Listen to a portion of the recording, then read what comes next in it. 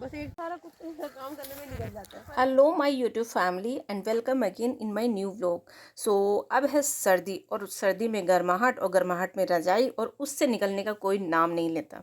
और यही मेरा हाल है। सुबह सुबह मशक्क़त करने के बाद भी उठती हूँ, लेटती हूँ और फिर सो जाती हूँ। गर्माहट बरकरार है इसलिए अंदर है। पर सबसे पहले आपको मेरी तरफ से हाथ जोड़ के राम राम जी। चलिए करते हैं व्लॉग की शुरुआत।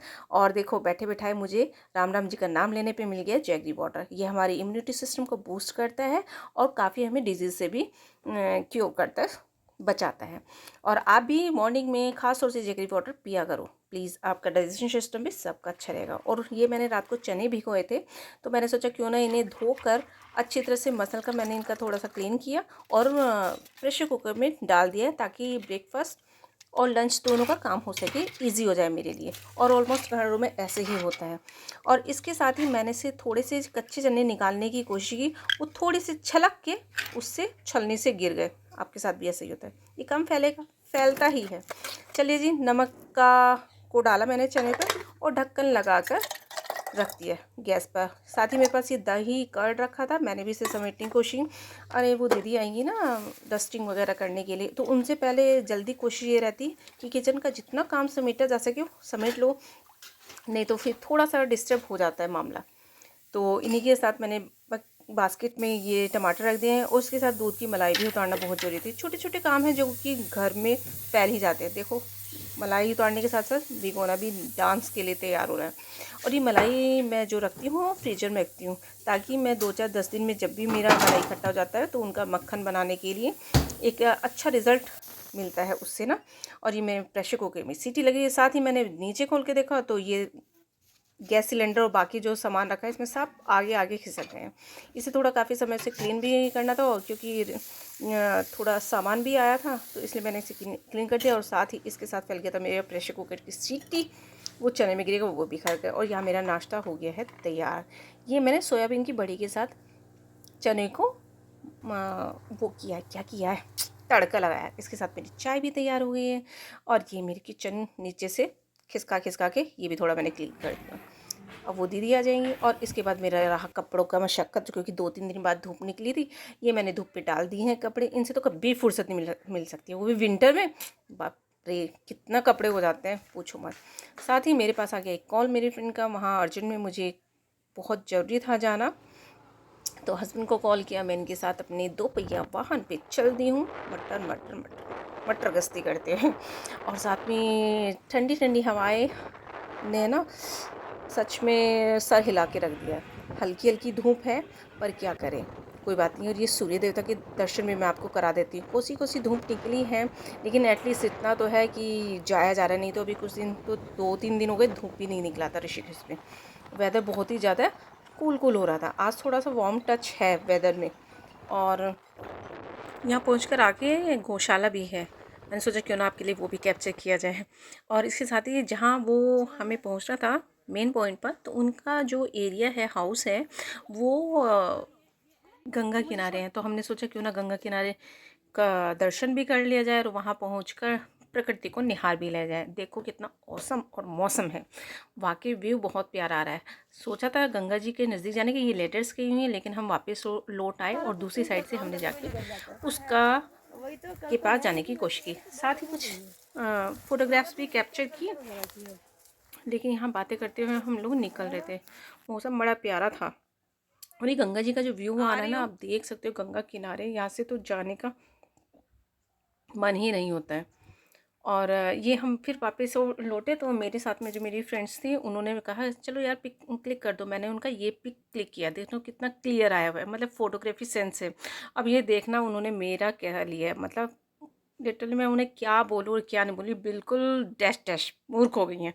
ये देखो उन्होंने पेड़ भी कट कर दिया, कोई पोज भी नहीं आई, अटरम शटरम, बस कहते हैं ये चल छोड़ यार, चिल यार चिल, ये कोई बात होती है। मतलब अपना तो व्यू कैप्चर हो गया। और ये देखो कितने सुंदर से प्लांट्स हैं। और एटलीस्ट हम लोग फिर यहाँ उनके घर आ गए हैं जहाँ हमें पहुँचना था। हमने भोजन पानी किया, थोड़ा भूख लगाया। वापसी के में आते हुए ये हमारे पड़ा यहाँ पर वीरभद्र मंदिर। मैंने सोचा क्यों ना आपको भी इस चीज़ के दर्शन कराया जाए। ये भोलेनाथ का प्राचीन सिद्ध मंदिर है और बहुत ही प्राचीन है, बहुत दूर दूर से लोग आते हैं। आपका भी कभी मौका मिले तो ऋषिकेश आइएगा ज़रूर, और यहाँ पे इनका इस प्राचीन मंदिर के दर्शन जरूर करिए, भोले बाबा के। और ये इसका बैक साइड की लेटर्स गई हुई हैं। यहाँ से निकलते हुए जैसे ही हम पासिंग एरिया से गुजरे थे, देखा ये कंस्ट्रक्शन हो रहा है। ये दरअसल एम्स की तरफ से हो रहा है, जो एम्स की तरफ से उन लोगों को शेल्टर देगा जो पेशेंट्स होते हैं ना, उनके लिए होम शेल्टर की अवेलेबल कराया गया है, ताकि वो इधर उधर ना भटके।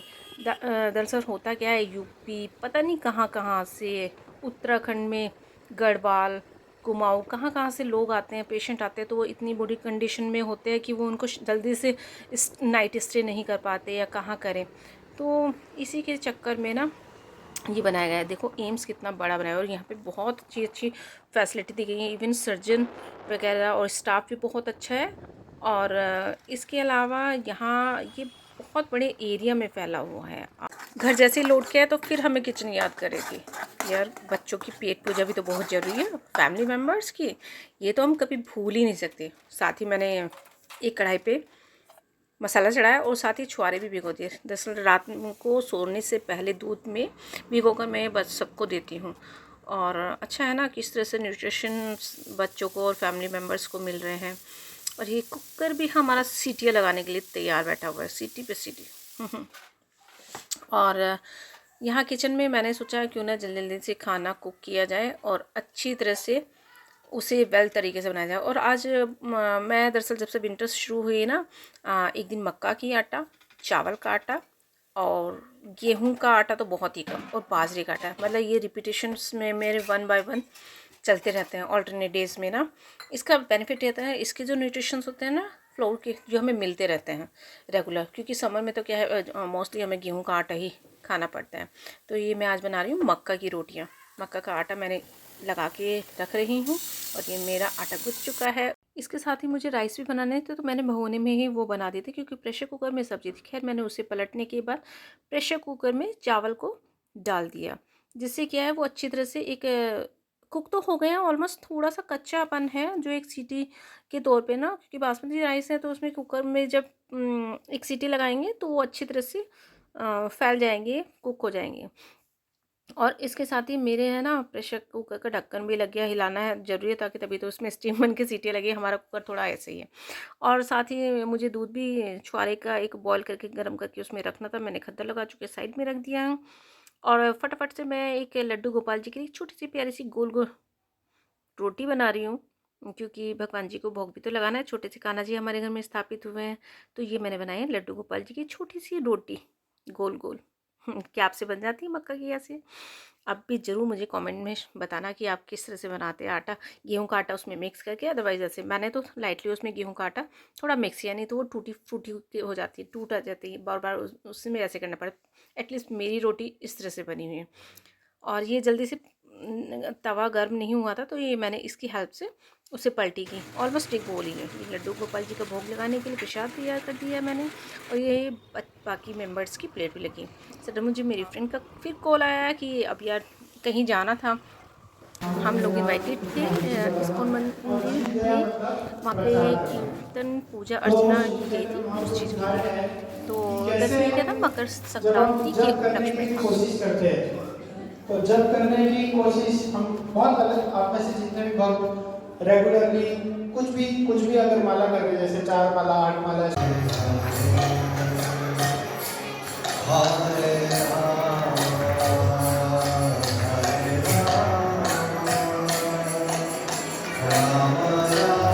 आई होप आपको आज का व्लॉग पसंद आएगा। So like share and subscribe also. Bye.